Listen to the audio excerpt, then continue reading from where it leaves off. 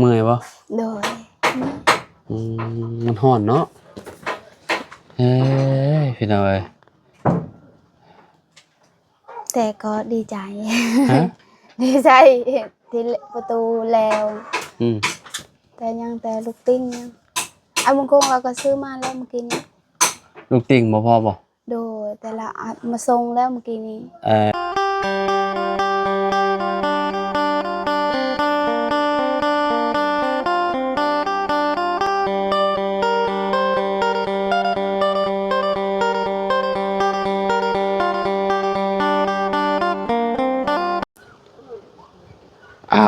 กราบสบายดีและสวัสดีน้องพ่อแม่พี่น้อง FC เบิร์ดสุขูสุคนเนาะบ่ว่าสิอยู่ในและกระต่างประเทศเด้อพี่น้องมาพบมาพ้อกันเนาะกับเฮาคือเก่าคือเดิมเพิ่มเติมคืออยู่บ้านน้องดอกแค่พี่น้องเนาะพอดีเข้ามาทางนี้ก็แวะมาหาน้องเพิ่นพี่น้องเนาะมาแสดงความดีใจกับน้องเพิ่นก่อนพี่น้องเนาะติดดุกติ่งคักแล้วบานนี่เนาะเฮือนกะติดตั้งเรียบร้อยพี่น้องบานประตูเนาะล็อกได้สนิทเลยบานนี่บ่ต้องย่านว่าสิมีภัยเข้าพี่น้องเนาะอ้าวสบายดีแม่ตู้สบายดีสาวลีกับมานั่งอยู่นี่เนาะมาเล่นมาลิ้นบ่น้องดอกแค่เด้เฮ็ดหยังเด้ดอกแค่นี่กินข้าวบ่ได้สบายดีแม่เฮ็ดกินหยังทำไมบ้างบ่แกงเรียบร้อยเฮ็ดอะไรกินยังบ่มาแต่ไสน่ะเสียหญ้ามันมาหาดอกแค่ก่อนเนาะโอ้คักแล้วบัดนี้เนาะบ่ต้องย่านอันคนหลักเข้าแล้วบาดนี้เนาะสบายดีเนาะโดยโอ้ยพี่น้องเนาะมาแต่เชียงใหม่มันบ่ฮะน้ำไม้ชุกเลย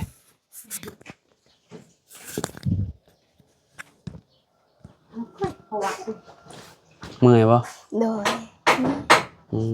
มันร้อนเนาะเฮ้ยพี่น้องแต่ก็ดีใจดีใจที่ประตูแล้วแต่ลูกติ้งยังเอาบางคงเราก็ซื้อมาแล้วเมื่อกี้นี้ลูกติ่งบ่พอบ่โดยแต่ละอัดมาส่งแล้วเมื่อกี้นี้อันนั้นเพิ่นเฮ็ดแบบได้มามาเข้าประตูนี่เพิ่นบ่มีไฟมีอ่ะเราเอามือเรากบเราขูดเอาผ้าขูดไว้ดิเห็นมันสายเห็นว่ามีไฟฟ้ามันก็ไว้น้อยนึงแต่ว่าอันนี้แม่นบ่โดยตอนเข้าแรกๆผัดอยู่ในอันนี้น้องเพื่อนน้องแต่จริงยังบ่ได้เข้าไฟยังบ่ได้ดึงไฟพี่น้องเนาะมันนี่ก็เจ้าเวลาก็เจ้าใส่ก็เจ้ายังอันนั้นอยู่บ่ก็เจ้าจังยังเฮ็ดยังอย่าบ่ใส่อุปกรณ์ไฟฟ้าอยู่บ่เดี๋ยวนี้บ่แม่นเวลาก็เจ้าเฮ็ดในเฮือนเจ้านี่บ่ได้เฮ็ดล่ะบ่ได้ใช้อันนั้นไฟฟ้าเด้คะแนนบ่คะแนนบ่ก็เจ้าจำเป็นต้องใช้ก็ไปใช้อยู่เฮือนอันแต่จริงก็ได้อันเป็นพวกตัดอีหยังหั่นน่ะสมมุติว่าก็เจ้าสิตัดอีหยังก็ไปตัดอยู่พุ่นก็ได้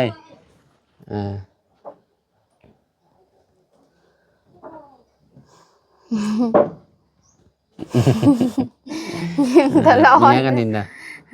บางเนาะโดยเฮ็ดบ่ได้กินนี่น้องจักเราอุบ่ฮู้คืออุหน่อไม้ได้นี่เนาะโดยอากาศร้อนเนาะอากาศมื้อนี้ร้อนแฮงเมื่อวานนี้คล้ายๆเมื่อวานนี้มันมีลมแฮงเด้แต่ว่ามื้อนี้ร้อนผู้บ่าวรถฟอร์ดบ่อันมาฟอร์ดดินจักก็ผู้ที่ฟอร์ดดินแมจิดีนแล้วเจ้าเดียวกัน คือเจ้าเอานำเท่าใดบุ แล้วว่าอยากได้700,000แต่ว่าน้องขอเลยให้เรา600,000อ๋อรถแสนหนึง โดย อืมเพิ่นมาดูดจังโมง 5 โมง 5 โมง โดย เพิ่นเลิกการทางอื่นแล้วเพิ่นมาเฮ็ดให้ติ โดย เออพี่น้องเอ้ยเบิ่งเนาะเพลียๆเนาะมั น้อง ร้ บ่ อืม โดย เมื่อยบ่ ร้อนแรง เมื่อยแฮงบ่มื้อนี้ บ่ได้มื้อมันได้ เมื่อวาน 2-3 มื้อเด้แบบว่าพักเด้แบบว่า หึ ไอ้เคยเราไม่เฮ็ดแบบว่าใส่วงกบอิหยังก็นั่งเบิ่งเขาเด้แบบว่าน้องก็บ่ได้เฮ็ดหยังมีแต่มื้อนี้แหละน้องไปเสียยามันเด้ ฮ้อนลิ แต่ว่ามันร้อน ข่อยก็เกือบเป็นลมไถนา โดย แบบว่ามันแดดแฮงเลยเมื่อไถนาอยู่3 มื้อ โดย มื้อแรกบ่ได้เฮ็ดมื้อที่2เฮ็ดมื้อที่3เฮ็ดพี่น้อยไอ้3มื้อนะว่าง่ายๆแบบมื้อนั้นมื้อแรกน่ะเร่งสุดๆเร่งหว่านข้าว โดย ยันเวลาฝนตกมาแล้วยันน้ำท่วมแล้วยันมันหวานบ่ได้พี่น้องเอ้ยเนาะก็เลยเร่งมือฮ้อนว่าซั่นพี่น้องเอ้ยเนาะ อยู่พุ่นก็ฝนตกบ่หรือว่าบ่ได้ตก อืมก็ก็ตกอยู่แต่ว่ามันก็บ่แห้งมัน โดย ก็ธรรมดานั่นแหละแบบตกมันหยิบมันหยับไปนั่นแหละปีนี้ก็เจ้าว่า เอ้า ฝนสิบ่หลายปีนี้ฮะ บ่คือมีน้ำเด้อ้ายไทนาเด้ เอ้ามันตกรอบก่อนเด้ โดย มันตกรอบก่อนแล้วดินมันชุ่มแล้วเฮาก็ไถได้ โดย เออเอาไถหวานเอาเด้ สำบายหนิดนึงเนาะเฮ็ดนา สบาย บ่ได้เสียหญ้าบ่ เอายาขาหญ้าเอากับคุมคือกัน คุมยาขาหญ้าหั่นแหละอันเอามันบ่มีน้ำเฮาก็เวลาอันเข้าขึ้นแบบเขียวงามแล้วเฮาก็คาบขาหญ้า แบบว่าเขาเฮ็ดนาอยู่แบบว่าน้ำมันอยู่ในนานั้นยามใดยามนี้บ่ แม่นยามนี้แหละบางคนน่ะนาก็เจ้าแบบมันอิ่มน้ำไว้น่ะมันก็ยังมีอยู่น้ำน่ะ โดย น้ำยังเต็มให้นาอยู่ เอา คะแนน น้ำ คือนาข่อยเป็นนานูนมันก็บกไว้มันก็สิบ่มีน้ำ โดยมีคนบ้านสมุนนี่เราเดี๋ยวนี้เราเกี่ยวข้าวแล้วเด้ แม่นนาก็เจ้าเฮ็ดนาแซงเด้ โดย อันนี้คือนาแซงก็เป็นนาปังคือฝั่งไทยห้องว่านาปัง โดย บ้านเฮาห้องนาแซงก็เจ้าเกี่ยวแล้วก็บัดนี้ก็เจ้าก็เฮ็ดนาปีต่อบัดนี้เห็นอยู่น้ำหม่องแม่นละว่าอยู่น้ำหม่องนี่ยับลงไปน้ำหม่องครัวนี่ โดยบ่นั่นแหละ ซึ่งอันนี้ก็เจ้าใส่ข้าวงั้นอันนี้น่ะ โดย นาอยู่แถวบ้านข่อยเฮ็ดนาปังน่ะแล้วเบิดแล้วก็เจ้าเกี่ยวก็เจ้าคุมื้อนี่ก็เจ้าบ่เกี่ยวแล้วคุมื้อนี่ก็เจ้าสิใช้รถดูดเอา โดย อืม แบบว่านาแบบนั้นปีหนึ่งสิสองเทื่อเฮ็ดเนาะปีหนึ่ง นาปีคือกัน ปีหนึ่งเฮ็ดเทื่อหนึงเพราะว่ามันปลูกน้ำผลเด้ถ้าบ่มีผลเฮาก็เฮ็ดบ่ได้ก็แนมนาปังน่ะเฮาเฮ็ดได้ถ้าเฮามีอันชลประทานน่ะ โดย มีน้ำแบบแม่น้ำใหญ่ๆที่ว่ามันเฮ็ดมันกุ้มอะเฮ็ดเกษตรได้ อันนั้นสบายเนาะแบบว่าติดน้ำนาตัวนั้นเนาะเอาเขานำแบบว่าน้ำห้วยน้ำใหญ่นั่นเด้ แม่นแล้วก็สมมุติว่าเฮาเฮ็ดน้อยก็บ่ได้อีกเด้ โดย นกบ่ไหว้น้ำนกเฮ็ดนาปังน่ะนาปีเนี่ยมันแบบมีแต่คนเฮ็ดเบิดเด้ โดย คนเฮ็ดเบิดเลยเฮ็ดเบิดเลยแหละนกมันเลือกกินบัดนี้จักสิกินของไผของยาเวลามันออกพร้อมกันเด้ โดย คณะปังนี่เฮ็ดให้ช่องให้นี่คือแบบบ่ไหว้น้ำนกตอ มัน น หลาย เช้า คือ ก็ต้องไป แม่น เผา ไล่แม่นต้องเผามัน โดย แต่ว่าเขตแถวบ้านข่อยน่ะมันเป็นแม่น้ำใหญ่เด้แม่อ่างเก็บน้ำซุยแต่ก็เจ้าสิเฮ็ดเพราะว่าเขตนั้นเวลายามฝนแล้วก็เจ้าเฮ็ดบ่ได้ โดย น้ำมันท่วมไหนานี่คือแบบเป่งบ่ตกเลยน้ำนี่แต่ว่าเฮาปล่อยน้ำเอานี่ปล่อยบ่ได้ มันสิขังแบบตลอด ก็คือถ้ายามแล้งนี่อันมันบกแหละ มันสบายเฮ็ดได้โดยคันพยายามนำนั่นบ่ได้รวมหมดเลยแม่นโอ้ก็เมืองเดียวกันนั่นแหละแต่เขตแถวบ้านอื่นอืมแต่ปีนี้ก็เจ้าก็สบายยามนานี่คือว่าก็เจ้าจะบ่เฮ็ดโดยแต่ว่าก็เจ้าสิไปเน้นเฮ็ดยามหนาวพุ่นเฮ็ดนาปังพุ่นยามหนาวก็สบายอยู่เฮ็ดนาเนาะมันหนาวเด้เฮาดำนาแต่ขี้คร้านตื่นแม่นแล้ววะตื่นแต่เช้าเอาก็ต้องตื่นแต่เช้าเฮ็ดนาโดยแบบว่าตอนแรงเฮาก็ต้องถอนก้าไว้ก่อนคือบอกน้องดอกแค่บ่ว่าน้องดอกแค่บ่เคยเฮ็ดนาแล้วเคยเฮ็ดแต่ให้สมมุติว่าให้เจ้าไปเฮ็ดเจ้าก็สิเฮ็ดได้บ่ไปเฮ็ดนาเฮ็ดแบบใดเอาไปดำนาเคยอยู่แบบว่าคนอยู่บ้านอโลนนั้นเขาไปเฮ็ดนาอยู่บ้านน้องแดงแล้วเขาก็จ้างเด้จะไปบ่2เทื่อน้องไปดำนาไวบ่จะดำเขาตามที่เฮ็ดบ่แบบว่าบ่เคยเฮ็ดเด้เฮาแบบว่าบ่เก่งปานใดเนาะเขาเฮ็ดผู้ที่แบบว่าเขาเคยเขาเฮ็ดแบบใดที่เฮาเคยเฮ็ดเฮาก็สิชินตอนนั้นโดยก็คือให้ข่อยมาเฮ็ดคือกันนี่มาเฮ็ดให้นี่ข่อยก็สิช้าคือกันเพราะว่าข่อยบ่เคยเฮ็ดเด้ซักเนาะซักเข้าแล้วก็ว่าไอ้บ่แม่นยอดลงคุมเนาะซักก็ต้องเป็นซักเนาะซักแบบว่าให้ที่แบบว่าดินงามประมาณคืบนึงบ่2คืบซักเข้าได้โดย2คืบเลยบ่2อันนี้1อันนี้1อันนี้แบบนี้2คืบเนาะโดยเพิ่นบ่ได้เจ้าสิซักจักเนี่ยแบบว่าวิทย์เดือนนี้บ่แม่ว่าสิปลูกเขายังฮอดเดือน7แล้วเนาะเดือน7บ่แม่เดือน6ลาวก็สิเบิดแล้วเด้โดยมื้อนี้จะค่ำแล้วบ่10 11แล้วว่าจะสิจบแล้วเดือนนี้นะใกล้สิเข้าเดือน7แล้วบ้านอื่นเขาซักแล้วเด้ปูซักเขาน่ะบ้านน้องแดงเขาก็ซักแล้วนี่บ่นี่ให้เขาแบบว่าเฮาซักต้องถึกแบบว่าถึกเดือนเห็นว่าเวลาบ่มื้อใดที่เฮาทางเฮาก็ซักเขาบ่ได้หรือว่ามื้อใดที่เฮาจูดก็ซักบ่ได้อีกเห็นซักมือแบบว่าถึกมือเดียวนั่นเห็นว่ามือที่ทางก็เวลาเป็นเขาแล้วก็นุ่มไปกินหมดเขาแม่นใช่บ่โดยเห็นมือที่บ่สมมุติว่าจะจูดวันศุกร์หรือว่าเป็นต้องวันบ่ถึกวันกับถึกเดือนเห็นว่าถึกวันเดียวกับเดือนเดียวถึกวันน่ะเห็นว่าวันศุกร์เฮาจูดเนาะคันเฮาซักวันศุกร์วันศุกร์สมมุติว่าวันศุกร์นี่วันสุบเจ้าทางป่าวันที่11สมมุติว่าเดือนสิมาเนี่ยก็ถึกวันศุกร์วันที่11นี่ก็บ่ได้บ่แบบนั้นบ่หรือว่าได้แบบนั้นแต่ว่าแม่ว่าแบบว่าคือแบบว่าเป็นเดือนบ่ได้ครับเป็นแบบว่าวันที่มันต่างกันเนาะแต่ว่าแม่นเดือนเดือนมันก็คนละเดือนน่ะเด้เดือนแบบว่ามันก็บ่ได้ถือกันมันตรงวันที่ก็เนี่ยวันที่มันตรงกันหรือว่าวันมันตรงกันบ่ได้บ่มันเป็นอันนั้นคือเดือนแบบว่าน้องแบบว่านับฮอดแบบว่า1วันแบบว่าหรือว่าอ้ายคิดว่าต้องหามื้อเลิกงามยามดีจังไปชักเข่าได้แม่นแล้วว่ะสมมุติว่าได้แต่ว่าบ่ถึกมือที่เฮาจุดให้หรือว่าบ่ถึกมือเอาได้สิฮู้แบบว่าจื้อเด้จื้อวันหยังวันหยังวันศุกร์หรือว่าวันเสาร์จักแล้ว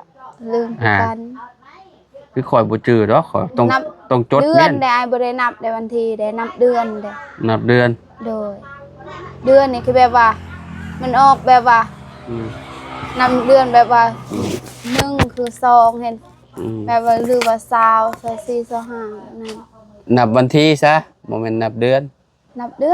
เอาคะแนนเดือนก็นี่ตอนนี้เดือนหยังตอนนี้เดือน5นี่6แต่ว่าต้องฮอดมื้อใดเด้แบบนั้นแหละมื้อใดก็ต้องถือวันที่มันโดยแบบนั้นนับวันที่1ที่2ที่3ที่4ที่5ที่6ที่7ที่8ที่9เดือนนี้มันมี30มื้อนี่โดยแล้วเจ้าสิตัดสินใจลงมื้อใดแค่นั้นแหละจบโดยแต่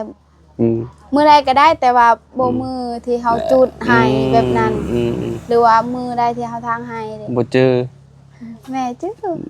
แม่จื้อบ่ โดย ต้องหามื้องามเนาะ โดย แต่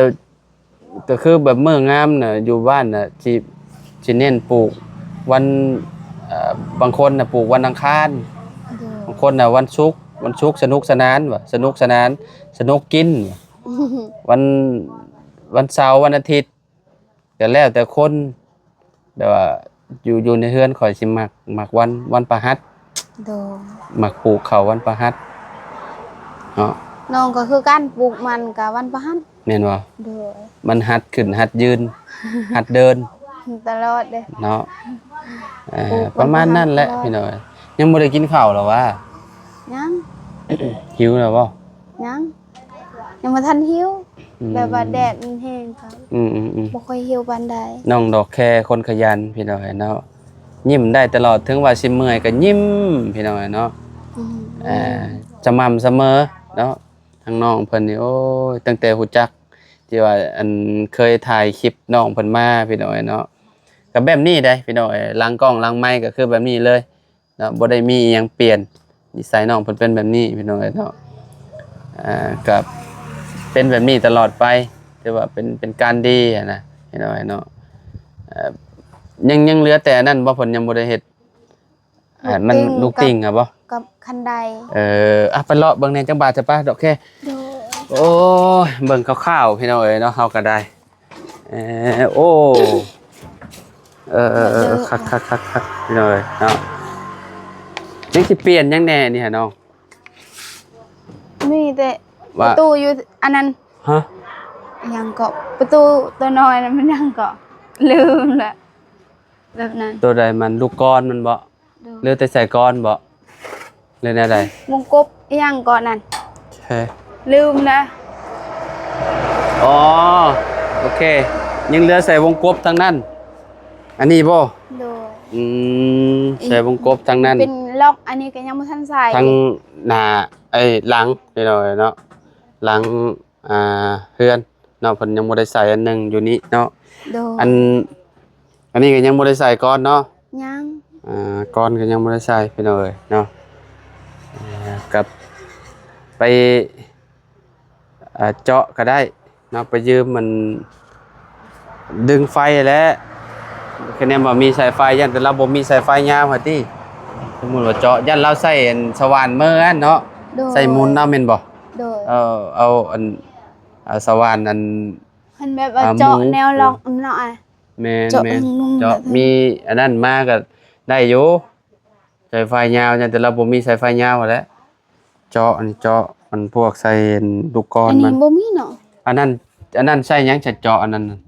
ใส่ลูกกลอนตัวนั้น ตัวนั้นบอกบ่แบบว่าสิเจาะทางลุ่มนี่บ่ได้แค่แบบว่าใส่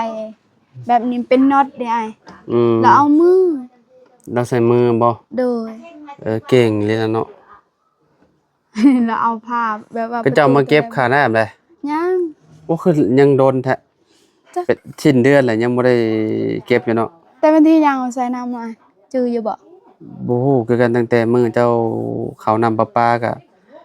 สิได้เดือนหนึงแล้วได้ใกล้แล้วได้ กายแล้วเนาะตั้งแต่น้องไปเฮ็ดใบสโนว์ครัวเด้ อย่าเลยบัตรก็เจ้ามาเก็บพุ่นละจังว่ากันนั่นแต่ ยันเขาบ่ได้เก็บดอกเดือนนี้ ยันเดือนหน้าพุ่นติเบิดเดือนนี้เนาะ โดย เดือนสิออกมาบ่แล้วมันสิเก็บใส่มือหันเอาเนาะ โดย เก่งนี่เราก็ได้เนาะมือหันไอ้เคยจะบ่เป็นคนเฮ็ดได้นี่ โดยไอเคย กับหมู่ โดยแล้วก็พอน้องเลี้ยงอีหยังแหละเขาซอยมาซอย อันนี้เพิ่นเอาแบบว่าประกอบมาแต่เฮือนเลยนี่เนาะประกอบมาแต่เฮือนอันลาวพุ่นเนาะ แล้วประกอบอยู่เฮือนอยู่ว่าไอเคยบ้านสกีเด้มันมีไฟฟ้า มีไฟฟ้าเนาะ โดย มันยากๆแน่พี่น้องครับบ่มีไฟฟ้า เพราะว่าเฮ็ดหยังก็คือกันนั่นแหละโคเมอร์นี่นะมันต้องใช้ไฟฟ้าเบิดพี่น้องเอ้ยเนาะ โดย เวลาเจาะเวลาหยังนั่นแหละเจาะแบบนี้แหล้วนี่ต้องใช้เนาะ โดย ไปลงไปผิดก่อนพี่น้องเอ้ยเนาะให้น้องดอกแค่ไปทางนั้นก็ได้เดี๋ยวให้ลงไปถือเกิบลงไปผิดก่อน แล้วสอง เอา ตังเอาผักให้ปอ ตัวนี้บ่พอเนาะดอกแค่เนาะ โดย นี่พี่น้อยนะลูกติ่งบ่พออยู่นี่เนาะบ่บุญโค้งมันชื่อมานั่นแหละเพื่อไปไหนเพื่อนแบบ อ่ะ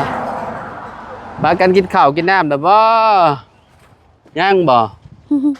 ยังบ่ได้กินบ่ ยัง คักแล้วบานนี่พี่น้อยเนาะกว้างแล้วบานนี้เนาะหลังจากที่บุกเบิกไปเนาะ โดย ปลูกเขื่อนได้หลังหนึงเลยนี่ พี่น้องเอ้ยเนาะเอาบ่ไหว้แล้วแดดแล้วบานนี่ ฮ้อน อันนี้เฮ็ดบันไดบ่ โดย อืม ลูกติงกันได้ ติงไงถือว่าโอเคพี่น้องเอ้ยเนาะเฮาก็สิขอโตวแหละเนาะไปหากินข้าว